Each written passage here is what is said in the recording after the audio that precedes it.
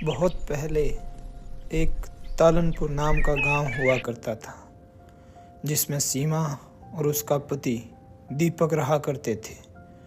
सीमा हर रोज शाम को कुएं में से पानी लेकर आती थी। दीपक पिछले कुछ महीनों से बीमार था। जरा पानी देना।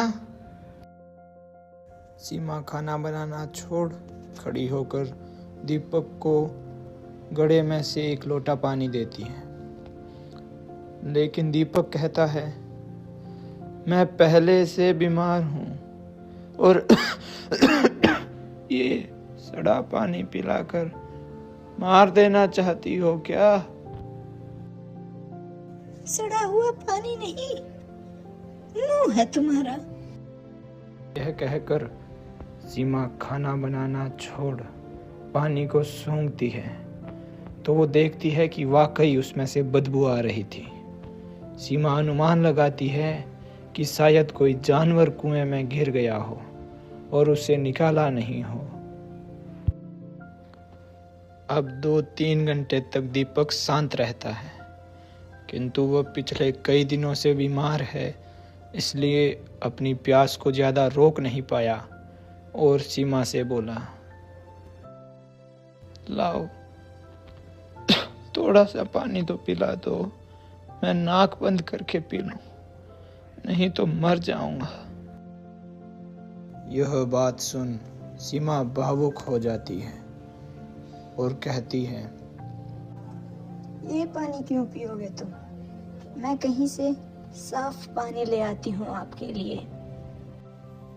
दीपक ने आश्चर्य से उसकी ओर देखकर कहा, दूसरा पानी कहाँ से लाएगी? सीमा बोली, ठाकुर और साहू के 2 कुएं हैं तो क्या एक लोटा पानी भी नहीं भरने देंगे? हाथ पांव तुड़वाएगी और कुछ न होगा, बैठ जा शांति से।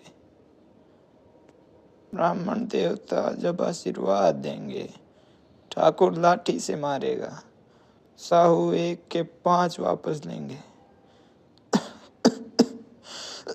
गरीबों का दर्द कौन समझता है? हम तो मर भी जाते हैं तो कोई द्वार पर तक झांकने नहीं आता। कंधा देना तो बड़ी बात है, ऐसे लोग कुएं से पानी भरने देंगे? दीपक ने अपने इन शब्दों में कड़वा सत्य बखान किया। तालनपुर गांव में ही 3 ही कुएं थे। एक कुआं जिसमें जानवर गिर गया और सीमा पानी लेकर आई थी। दूसरा ठाकुर जी का कुआं था, लेकिन उसमें इन लोगों को पानी भरने की अनुमति नहीं थी।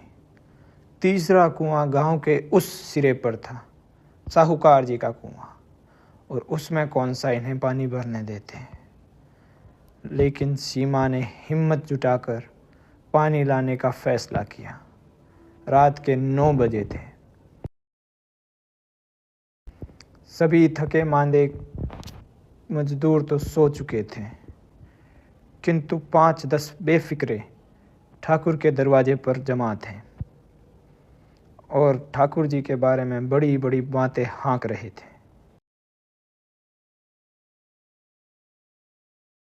अरे यार, ठाकुर जी के बारे में पता है क्या यार तुम्हें? अरे मैं तो उनके साथ गया था, सुन तो सही। अरे वो जो एसीपी नहीं है अपना, बड़ी चोड़ दिखाता है। जैसे ही ठाकुर जी को देखा, पैंट गीली कर दी उसने तो अपनी। बोल रहा था इस केस में ठाकुर जी को बंधा दूंगा, ये कर दूंगा, वो कर दूंगा।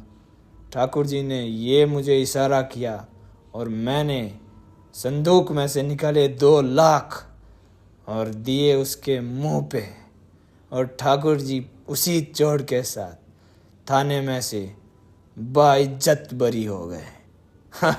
अपने ठाकुर जी के सामने किसी की चलती है क्या? सीमा बड़ी हिम्मत दिखाकर अपने घर से ठाकुर जी के कुएं तक तो आ गई थी, लेकिन अब उसे वही डर खाए जा रहा था कि कैसे पिछली बार जब मांगहू ने ठाकुर जी को बेगार नहीं दी और उनके कुएं में से एक लोटा पानी पी लिया था तो उनके कंडों ने उन्हें क्या मारा था।